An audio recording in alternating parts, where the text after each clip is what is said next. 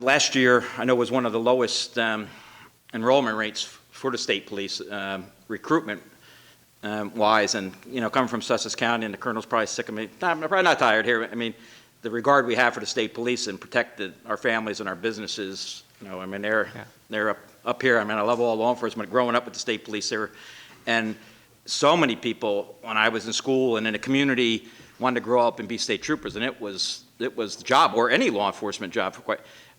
Why do you think that is, and what do you think? What are you going to do differently to make sure?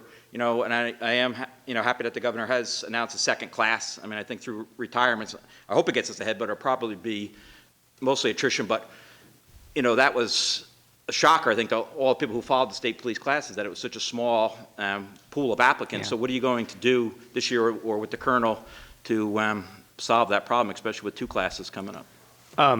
Well, first off, I share your admiration for the state police. I think they're the finest law enforcement agency anywhere in the country, and we couldn't be in better hands with the colonel. Recruitment is the top priority. Ultimately, that's who makes up the ranks. Is who you recruit well, you get better troopers in your ranks. State police aren't unique here. This is a challenge across the country in law enforcement recruitment, and there's a lot of reasons for that. But they have a full-time dedicated team that is focused on recruitment. I would say a couple of challenges, or one specific challenge that we've spent a lot of time talking about is just the nature of our budget cycle. And the fact that the governor was able to announce a second class, and we were able to do it, fill the 164th based on troopers or applicants that applied as part of the 163rd class is outstanding. But a lot of times, the colonel mentioned events, you'll meet a candidate. This is particularly true for diverse candidates. When we're doing outreach, you'll meet a candidate, and then you'll say, they'll be excited about the idea, then you'll say, okay, well, we'll call you in 6 months when we know that there's going to be an application window.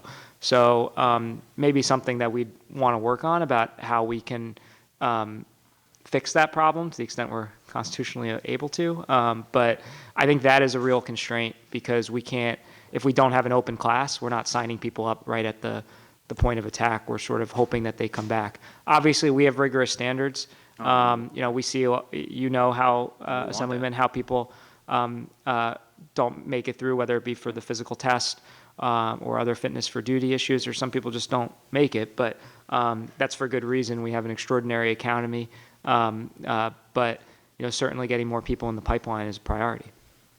And obviously, we want the best in all, in city and town and sheriff's department. And is there, and look, this is my opinion sitting here for 4 years now. Is there any plans to make law enforcement's job easier? Because my theory, and again, it's just my theory, and we all have our opinions, is I don't think the administration has been particularly friendly creating a high morale for law enforcement. I can go through examples. I don't think I need to, but whether it was the marijuana law that was changed, was going to make a law enforcement officer a criminal if he questioned a teen in the park with drugs and alcohol, or, I would, as a parent, I would sure want a police officer to come up to me and say, hey, Hal, your kids are in trouble. Now, I know that law was corrected, but it was just the continuous laws that just, I think we demoralized, and talking to a lot of police, we just made the men and women feel like we didn't appreciate them. And I think that's why the class sizes are shrinking, because they are decent paying jobs. I mean, they put their life on the line. I'm not saying,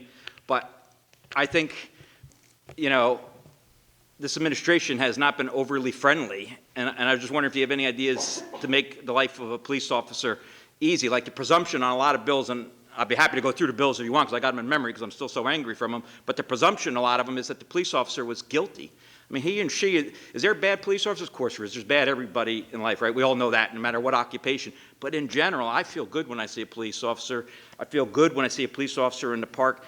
And I think we put the presumption on them that the level of respect, I think we cut into it tremendously the last couple of years with the defund the police movements and on, and the lawsuits and just holding them to a possibility of jail. Look, if they commit a crime, we all want them arrested, no different than you or I or anybody else. But that's my theory. Is there anything that you're going to do, or the governor has planned to make police officers feel better about themselves and show the appreciation that we all have for them? And man, when you dial 911, you hope the hell they show up, and more than one.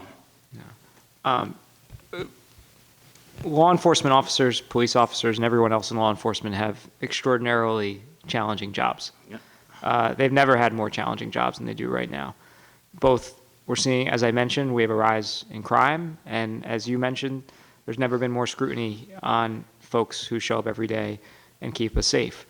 And our job is to support them and make sure that my job is to support them and make sure that they have the tools and resources that they need to do their job.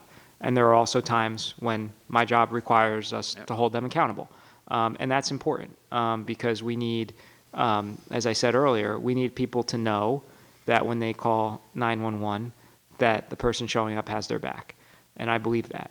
But I also believe that we should be and have been, and I know the governor does, support our law enforcement because of how challenging their jobs are. And one of the ways that I can do that is by listening. And that's been a priority. I've been in the job a little under 3 months. I've made it a priority of mine to go out and listen to as many folks in law enforcement as I could and solicit feedback. And when we make policies, we allow them to have a voice in that process.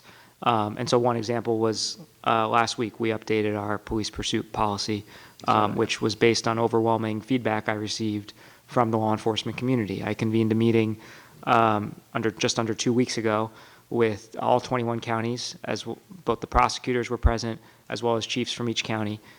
We had the sheriff's office was there, and I sat for several hours and listened to feedback about that particular policy based on what I had heard in a number of conversations, and we updated our directive as a result of that. And so are there going to be times when there are folks in law enforcement who don't necessarily agree with what we're doing? Sure, I'm sure that will happen. But it's never because of a lack of respect, and it's never because of a lack of a belief that what they're doing isn't important.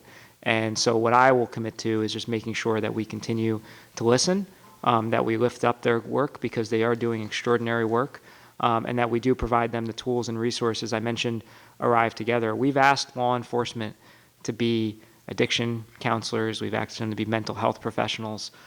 We've asked them to do things that 30, 40 years ago law enforcement officers were not asked to do.